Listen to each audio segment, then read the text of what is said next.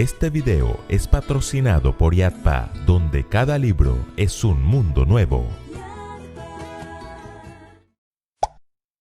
Escuela Sabática Like te enseña cómo interpretar la Biblia. Lección 1. La singularidad de la Biblia. Si alguno de ustedes tiene uno o más ejemplares de la Biblia en casa, permítanme decirles que eso es todo un privilegio. Hubo una época oscura para el mundo en la que tener una Biblia era sinónimo de muerte. Es decir, si hoy sorprenden a alguien con un cargamento de drogas, lo más probable es que le den muchos años de cárcel. Pero si en esos días sorprendían a alguien con una Biblia, le podía ir mucho peor. ¿Qué les hacían? Muchos eran torturados y otros llevados a la guillotina o a la hoguera. ¿Y por qué?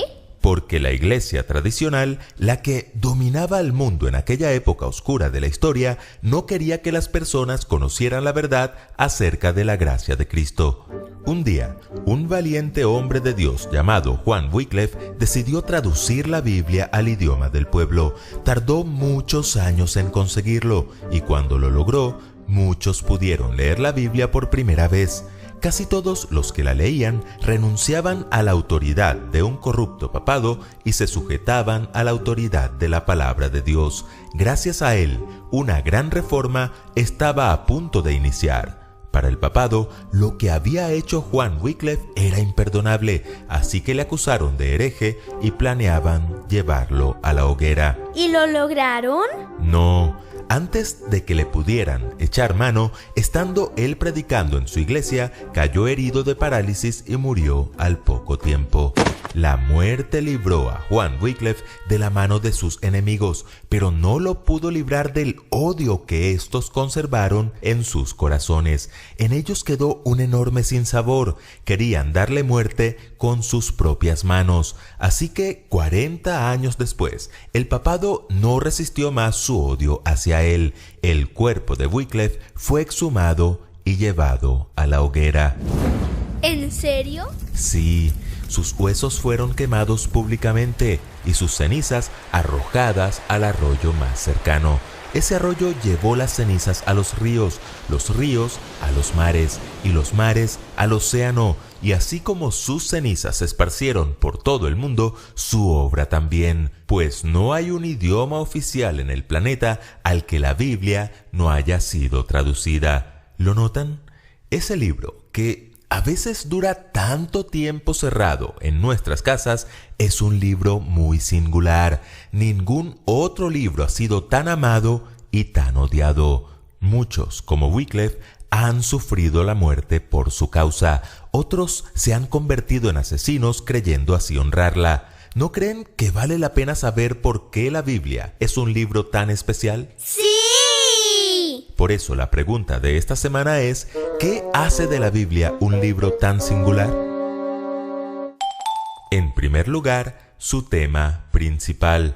Cada libro que existe tiene un tema principal. Este puede ser político, religioso, bibliográfico o muchos más, pero si bien cada uno de ellos nos aporta algo importante, el único libro que ofrece vida eterna para cada ser humano es la Biblia. Si bien podrán encontrar matemáticas, geografía, poesía y un gran número de historias, su tema principal es una persona, Cristo Jesús.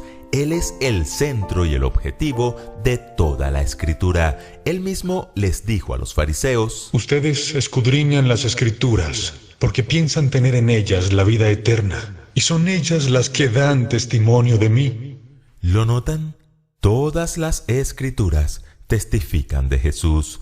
Un día, dos hombres salieron de Jerusalén a Emaús y como el camino era de unos 11 kilómetros, estuvieron hablando de todas las cosas que habían acontecido en Jerusalén. ¿Y qué aconteció? Jesús había muerto y mientras caminaban, un tercer hombre se les acercó y les preguntó de qué tema hablaban. Uno de ellos le dijo: ¿Eres tú el único forastero en Jerusalén que no ha sabido las cosas que en ella han acontecido en estos días?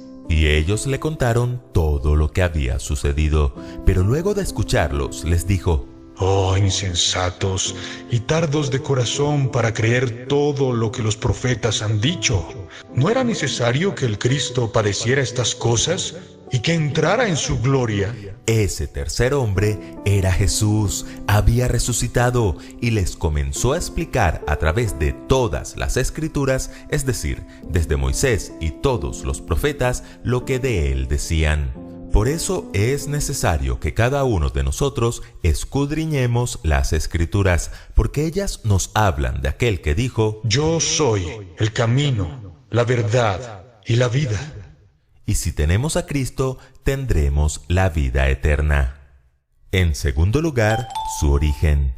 Cada libro que existe tiene su autor o autores, y la Biblia también los tiene. ¿Cómo así? ¿Tiene más de un autor? Sí y no. Ahora sí me confundí. Les explico. Sí, porque la Biblia fue escrita por más de 40 personas, los cuales se convierten en sus autores por escribirla, pero no porque esos hombres fueron dirigidos por el autor principal, Dios.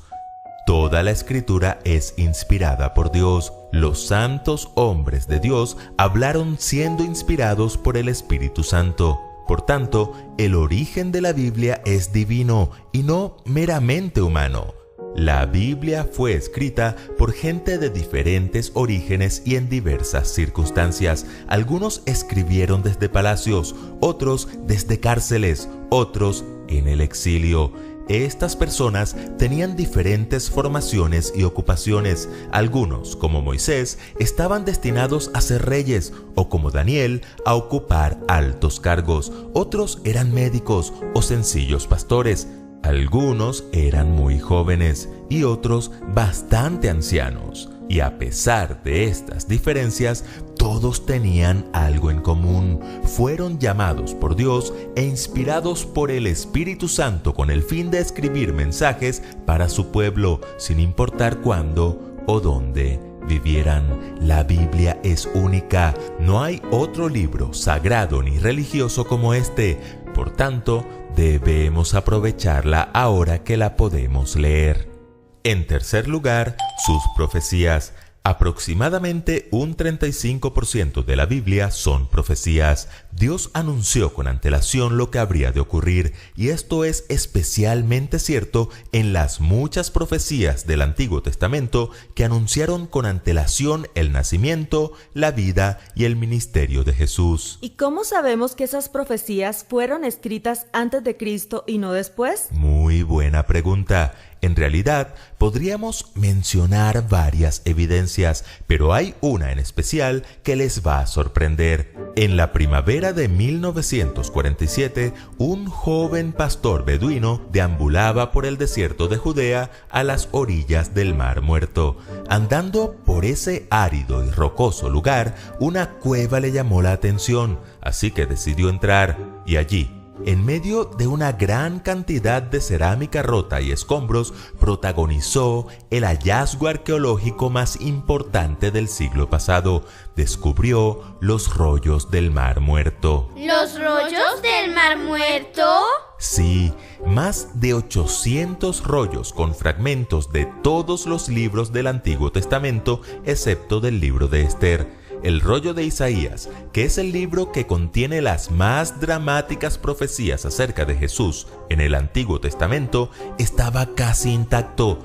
Cuando les hicieron las pruebas de fechado, carbono 14, paleográfico y de escribas, descubrieron que esas profecías fueron escritas unos 100 años antes de que Jesús naciera. ¡Wow! ¡Qué descubrimiento! Así es. Ahora tenemos evidencia de que las profecías de Jesús contenidas en el Antiguo Testamento son las mismas profecías mesiánicas que existían antes de que Jesús caminara sobre esta tierra. Y así como se cumplió su nacimiento, su muerte y su resurrección, podemos estar seguros de que también se cumplirá el último evento profetizado acerca de él, su segunda venida.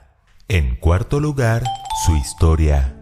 La línea histórica del Antiguo Testamento se centra en la historia de un pueblo que espera al Mesías prometido, y el Nuevo Testamento se centra en el cumplimiento de esta promesa en Cristo Jesús, especialmente en la realidad histórica de su resurrección, que fue sepultado y que resucitó al tercer día, conforme a las Escrituras. Se mencionan detalles concretos de su sepultura, el dueño del sepulcro, la guardia ante la tumba y el sello romano puesto a la piedra. Se habla de los que lo vieron y lo tocaron, las mujeres y los discípulos. Se dice que comió con ellos, que paseó y charló con ellos. La Biblia deja patente que la resurrección de Jesús fue una realidad histórica, y también nos dice que fue primicia de una resurrección futura, la nuestra. Por todo esto, podemos tener la seguridad de que nuestra resurrección también será una realidad histórica. Y en quinto lugar, su poder transformador. Cuando el rey Josías descubrió el libro de la ley, quedó profundamente impactado, involucró a otros en un cambio de vida y transformó a toda la nación. Este es uno de los rasgos más característicos de la singularidad de la Biblia, su poder transformador. Miles de vidas transformadas dan testimonio de que la Biblia es lo que dice ser, la palabra de Dios revelada, porque la palabra de Dios es viva y eficaz y más cortante que toda espada de dos filos, y penetra hasta partir el alma y el espíritu, las coyunturas y los tuétanos, y discierne los pensamientos y las intenciones del corazón. Escuela Sabática Like les invita a seguir estudiando juntos esta serie titulada Cómo estudiar la Biblia. Este video fue patrocinado por Yadpa Librería. Visita tu librería más cercana, suscríbete y comparte. Recuerden que juntos podemos crecer más.